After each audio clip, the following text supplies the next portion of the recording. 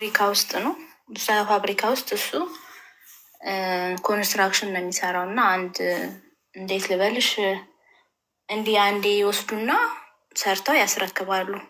እና እኔ ደግሞ እዛ ውስጥ ተቀጥሬ ነው የምሰራው። እንዲህ ማሸግ ላይ ምናምን ነበር የምሰራው። ብስኩት ፋብሪካ ነው ፋብሪካው። እና እንዲህ ስንወጣ ስንገባ በጣም ቆሞ ያየኛል ምናምን ነገር። እኔ አላቅም ነበረ ማለት ጓደኛዬ ትነግረኛለች፣ ሄድሽ እኮ ዝም ብሎ እያየሽ ነው፣ ለምንድን ነው የሚያይሽ ምናምን ትለኛለች። እና አይ በቃ ዝም ብሎ ይሆናል ብለን እናልፈዋለን። እንደዛያን 2 ወር ሞላ። ከዛ የሆነ ቀን ስልኬን ከየት እንዳገኘ አላቅም ደወለልኝ። እዛ ሲደውልኝ ሄሎ ስል ሄሎ አታውቂኝም ምናምን ነገር አለኝ። አላቅህም አልኩት። እዛ አብረን አንድ ቦታ ነው እኮ የምንሰራው፣ እንዴት አታውቂኝም ምናምን ነገር አለኝ። አላቅህም ይቅርታ፣ ስልኩን ልዘጋው ነው ወይ ማንነትን ተናገር ስለው እሺ በቃ እንደዚህ ነኝ፣ እኔ ካየሁሽ በጣም ቆይቻለሁ፣ አንቺ ግን አንድ ቀን ዞር ብለሽ አታየኝም፣ እኔ ልነግርሽ እኮ ይፈርቼሽ ነው፣ እንዴት ላናግርሽ ብሎ ነገረኝ። እና እሺ በቃ ተገናኝተን እናወራለኝ። እና ተገናኘን፣ የሆነ ካፌ ተገናኘን፣ አወራን። እዛ ቀስ እያልን እየተላመድን እኔም ወደድኩት። ከዛ እሱ የሚኖርበት አካባቢ ከእኔ ካለሁበት አብር ማለት እሱ የሚሰራው ሌላ ቦታ ነው፣ የሚኖረው ደግሞ ሌላ ቦታ ነው። እየተመላለሰ ነው የሚሰራው። እና እኔ ያለሁት አሰላ ነው፣ እሱ የሚኖረው አዳማ ነው። እየተመላለሰ ነው የሚሰራው። እና እኔ ደግሞ ቤት ተከራይቼ ብቻዬን ነበር የምኖረው ማለት ነው። ከዛ በቃ በረፍት እዛ እሱ ጋር እንሄዳለን። እሱም ለብቻው ቤት ተከራይቶ ነው የሚኖረው። እንዲህ እየተመላለስን ምናምን 1 አመት አብረን በፍቅር ቆየን። ከዛ በኋላ በዚህ መሀል እርግዝና ተፈጠረ። እዛ እርግዝና ሲፈጠር እንደ አጋጣሚ አላወቅኩትም፣ ስሜቱን አላወቅኩትም ነበረ። ያቅለሸልሸኛል ምናምን። ከዛ በቃ ጨጓራ ሊሆን ይችላል ምናምን ብሎኝ በቃ እሺ ሐኪም ቤት እንሄድ ምናምን ብሎ ከዛ ሐኪም ቤት ሄድን። ሐኪም ቤት ስንሄድ ሐኪሙ ወይ አንተን ብቻ ነው ማናገር የምፈልገው፣ እሷ ውጭ ትሁን አለው። ከዛ እሺ እሱን አናገረው። እኔ ውጭ ወጣሁ። ያው ውጭ ስወጣ እሷ አርግዛለች ምናምን ብሎ ነግሮታል። እና አልነገረኝም፣ ሐኪሙም ለእኔ አልነገረኝም፣ እሱም ለእኔ አልነገረኝም። ከዛ በቃ ምንም አላለኝም። ምን አሉክ ምናምን ስላይ ጨጓራሽን አሞሽ ነው ምናምን ነገር፣ ጨጓራ ነው የሆነ መድኃኒት አዞልሻል፣ መድኃኒቱ እዚህ ስለማይገዛ እዛ ወተን ሌላ ፋርማሲ ሄደን እንገዛለን አለኝ። እሺ በቃ ምናምን ብየው ከዛ ገባን ቤት ገባን። ቤት ከገባን በኋላ አሁንም ጠዋትም እሺ ነጋ።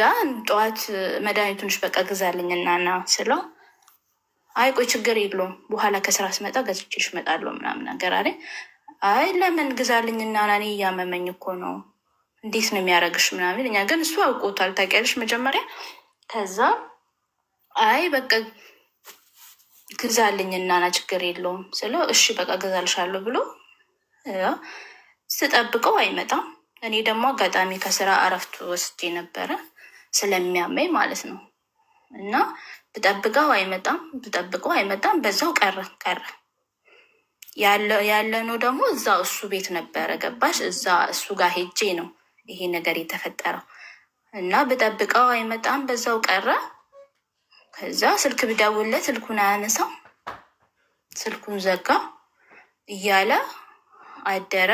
በ3ኛው ቀን ስደውል ሁለተኛ በእኔ ስልክ እንዳትደውይ አለኝ።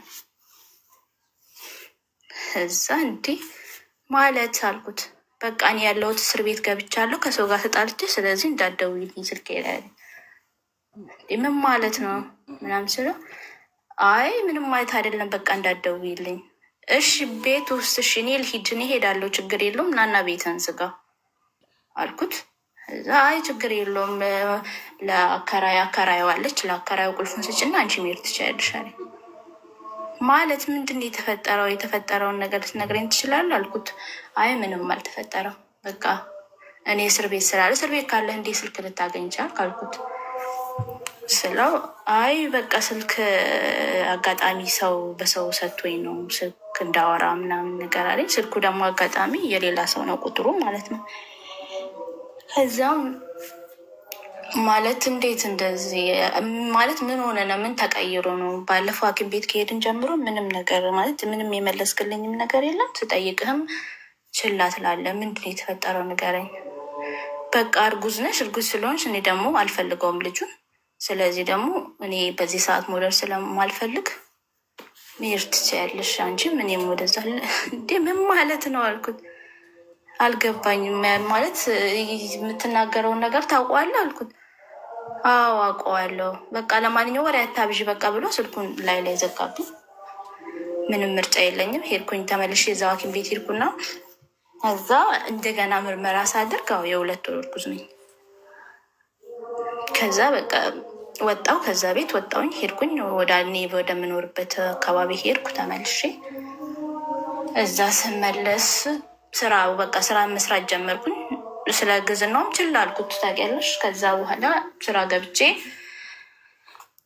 እያለ ሆዴ ገፋ። 3 ወር 4 ወር ሆነ። ስራ መስራት አልቻልኩም። ወጣው ከስራ።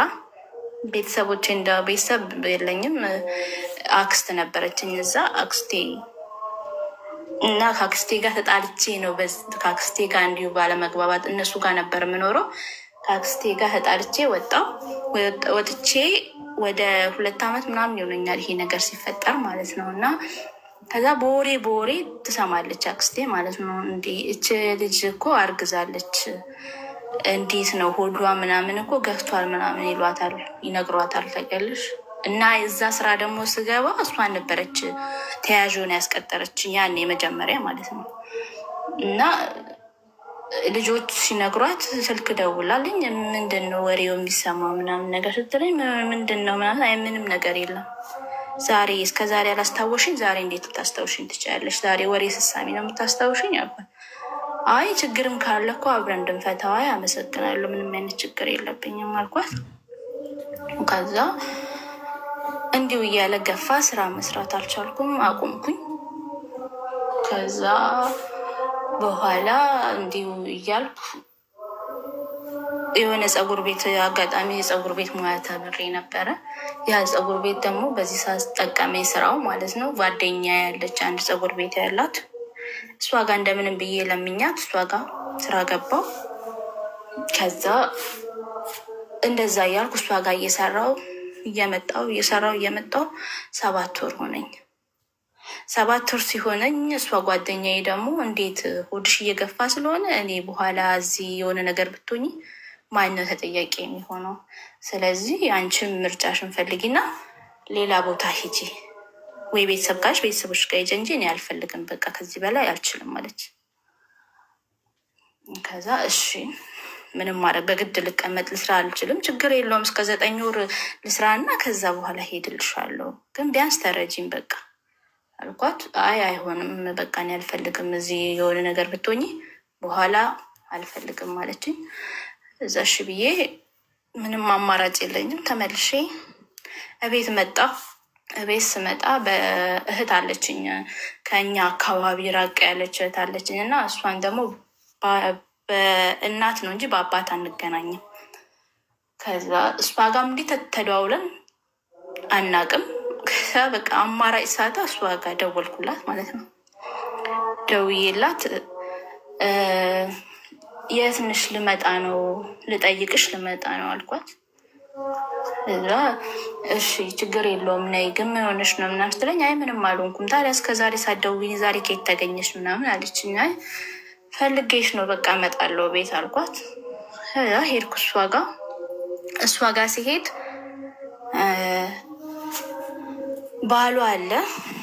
አንድ ማለት ልጅ የላትም፣ ባል አላት ግን ልጅ የላትም፣ ገና አልወለዱም ነበረ። የመንግስት ሰራተኛ ናቸው ሁለቱም።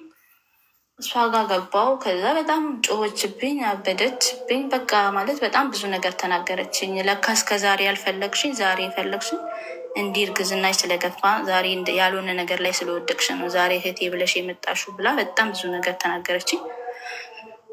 ከዛ በኋላ እሺ በቃ አንዴ ብቻ ይሄን ነገር ልገላገል ሄድልሻለሁ፣ አሁን ብቻችን ብቻ እንትን በይኝ አልኳት። በሰዓቱ ምንም እጄ ላይ የሰራሁትም ነገር ብር የለኝም፣ ምንም ነገር የለኝም።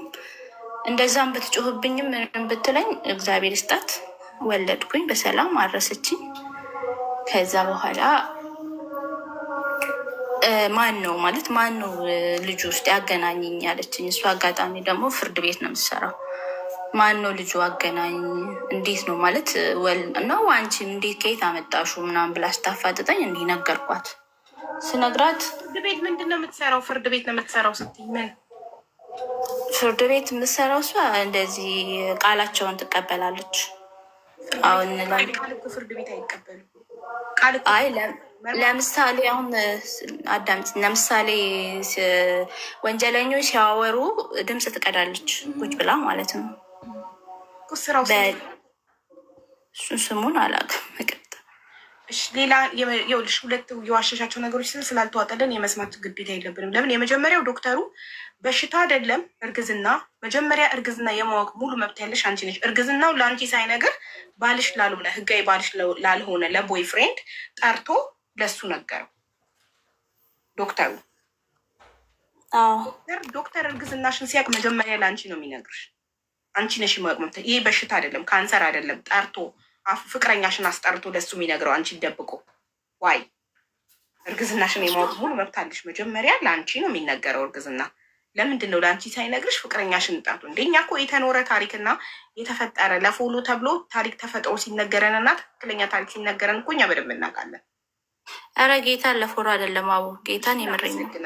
እናመሰግናለን።